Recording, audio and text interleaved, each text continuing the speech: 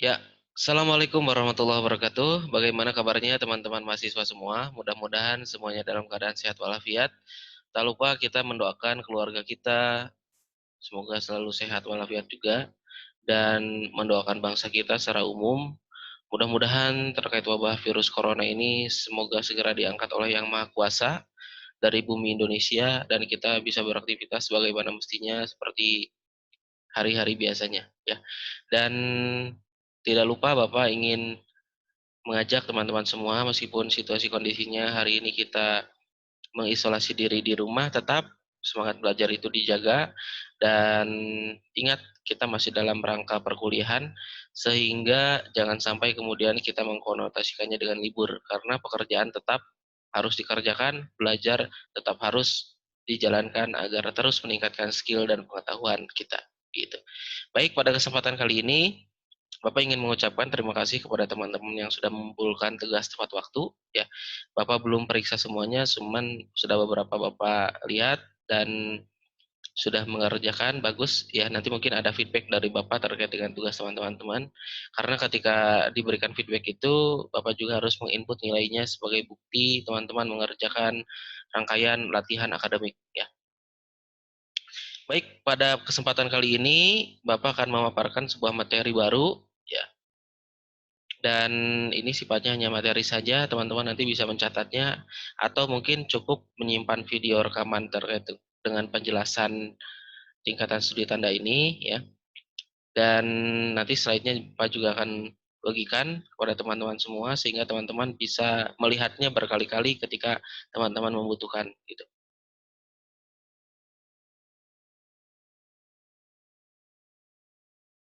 Nah, tingkatan studi tanda kita bisa artikan menjadi intertekstualitas ya. Jadi intertekstualitas ini itu adalah apa ya istilahnya komposisi ya komposisi secara tekstual dari studi ataupun tingkatan tanda.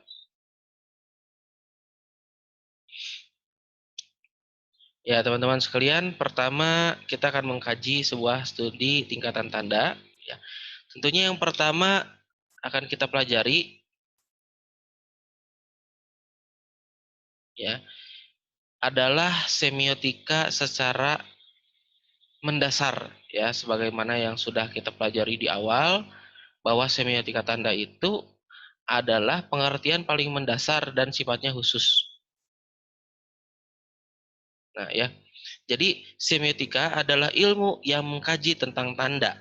Bisa diterapkan ke dalam berbagai macam disiplin ilmu. Jika teman-teman mengkaji dari disiplin ilmu desain grafis, maka otomatis ya desain grafis ini adalah eh, corong terakhir bagaimana semiotika itu diartikan. Sehingga ketika semiotika dikaji berdasarkan ilmu desain, maka otomatis yang dikajinya adalah tanda-tanda yang bersifat visual.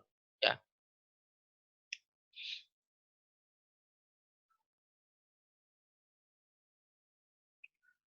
ya. Nah, tetapi ketika ya semiotika itu berkembang, katakanlah menjadi bersinggungan dengan ilmu bahasa, ya, tanda-tanda dari segi bahasa, maka itu bisa berubah menjadi semiotika tekstual atau semiotika teks, begitu ya. Sehingga teman-teman banyak menemukan semiotika teks ini dalam karya puisi, sajak, gitu ya, bahkan dalam sebuah novel, teman-teman akan banyak menemukan karya seperti ini. Dan ini sifatnya, ya semiotika teks ini sifatnya umum, ya.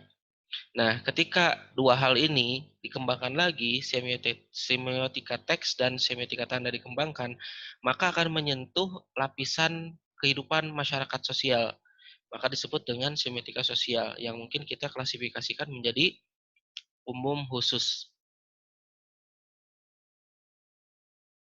Nah, seperti itu. Jadi, semiotika sosial ini adalah semiotika yang langsung dirasakan oleh masyarakat. Tentunya teman-teman juga apabila kita melihat sejarah kehidupan sosial kita, maka kita akan menemukan bahwa semiotika ini ada di lingkungan kehidupan kita sehari-hari sebenarnya, ya. Seperti itu.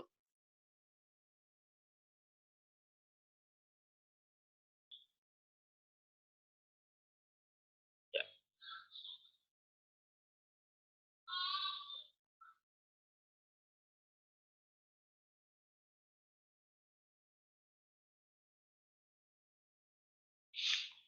Ya,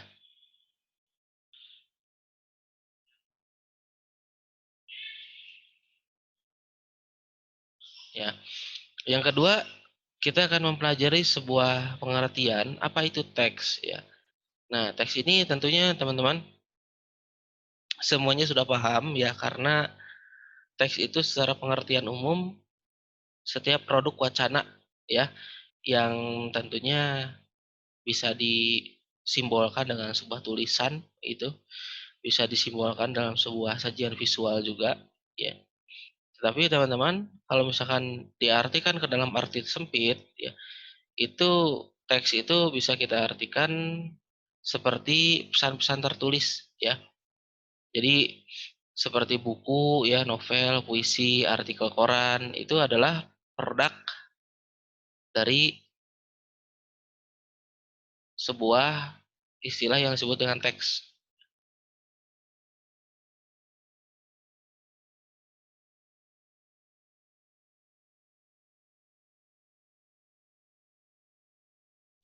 Nah, seperti itu ya. Jadi arti luasnya adalah pesan-pesan menggunakan tanda verbal maupun visual ya. Jadi kalau misalkan teman-teman membuat sebuah iklan, di dalamnya ada foto orang, di dalamnya ada orang yang di video direkam, kemudian di sana ada tulisan ya. Iklan misalkan sampo ya, bahwa sampo menggunakan sampo anu itu akan menghilangkan ketombe dari kepala seperti itu. Itu teks secara arti luasnya.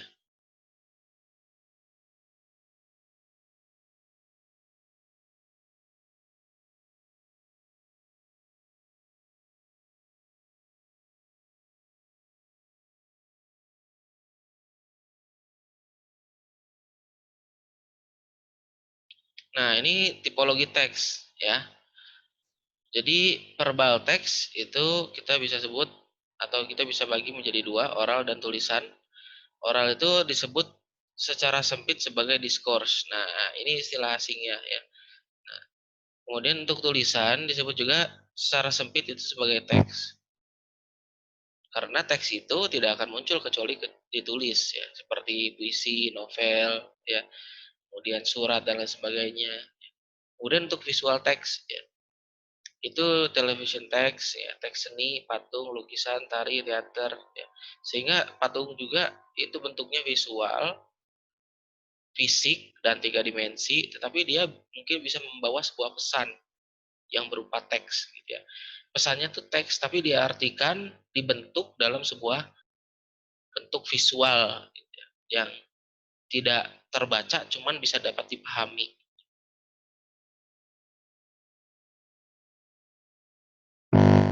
Di berbagai versi studi teks ya ada proses teks, proses diskurs, ya kemudian ada analisis teks. Nah ini teman-teman mungkin yang paling akan mengena tentang disiplin ilmu teman-teman sekalian itu sebenarnya semua dari studi teks ini semuanya akan kena ya. Tetapi mungkin ada beberapa yang sangat tepat, ada beberapa yang tidak tepat begitu. Jadi silakan nanti teman-teman kita akan mempelajari beberapa di antaranya, tetapi kita akan tidak akan mengkaji terlalu dalam untuk aspek ini ya hanya cukup sebagai pengetahuan saja karena memang pada praktiknya di lapangan tidak lantas kemudian langsung digunakan. Nah, cabang studi teks ya itu salah satunya adalah hermeneutika ya, retorika, narasi, mitologi, ideologi, teologi ya, oksemis dan terakhir adalah bahasa tubuh. Ini coba kan kita bahas sedikit ya karena cabang studi teks ini akan lantas kemudian bersentuhan dengan studi ataupun disiplin ilmu kita. Nah, teman-teman coba di sini bisa dilihat ya.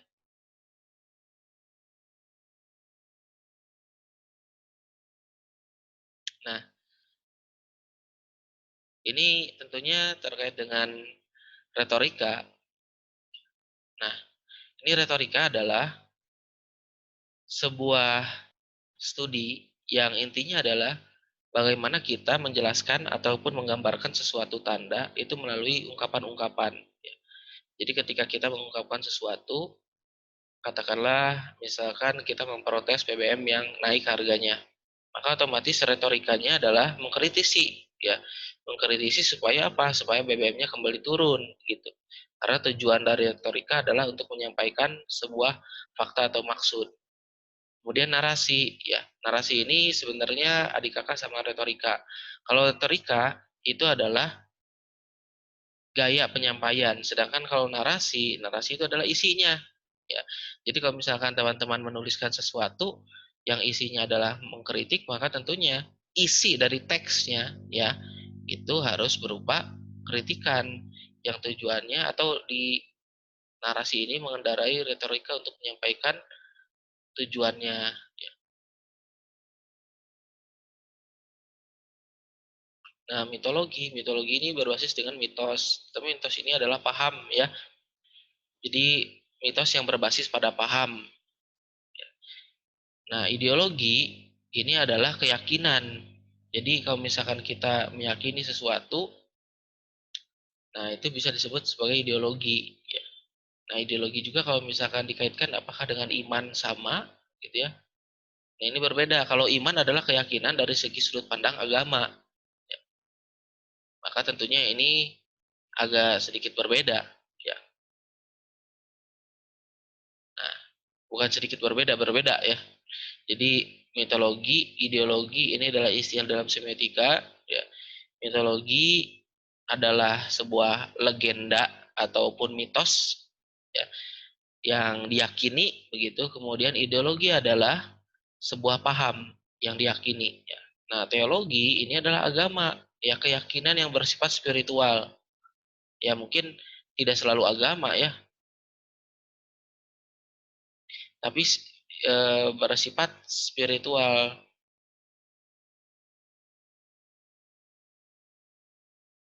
seperti itu ya. Nah, semiotika media ini adalah yang paling cocok dengan teman-teman karena bagaimana ketika teman-teman menyampaikan sebuah komunikasi itu kan membutuhkan media untuk menyampaikan ke komunikan. Nah, komunikasi ini ya, media ini itu menggunakan semiotika ya untuk menyampaikan kembali ke komunikan gitu ya. Begitu juga dengan semiotika objek yang bisa diartikan dengan gestur. Tapi kalau misalnya gestur ini lebih apa ya, lebih ke seni tari mungkin ya, seni tari atau seni drama seperti itu.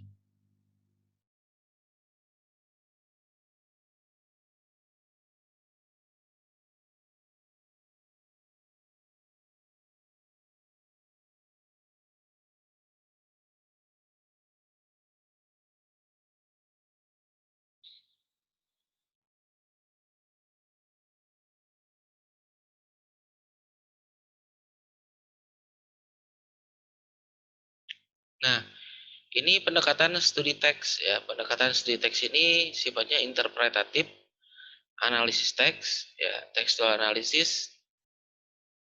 Ini yang akan menjadi PR buat teman-teman semua. Silakan ini tidak ditugaskan, tetapi ini akan menjadi kajian kita di pekan depan. Silakan teman-teman untuk mempelajari dan mencari referensi tentang interpretatif analisis teks dan empiris ya.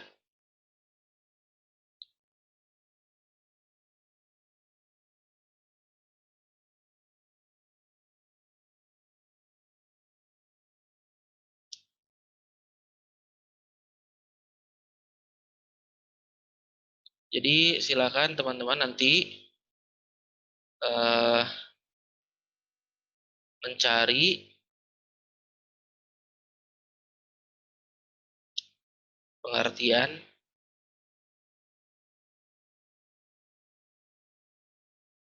tentang ya satu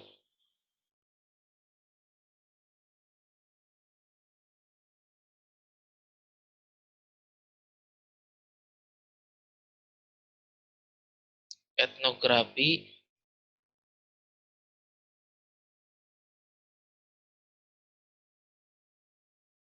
empirisisme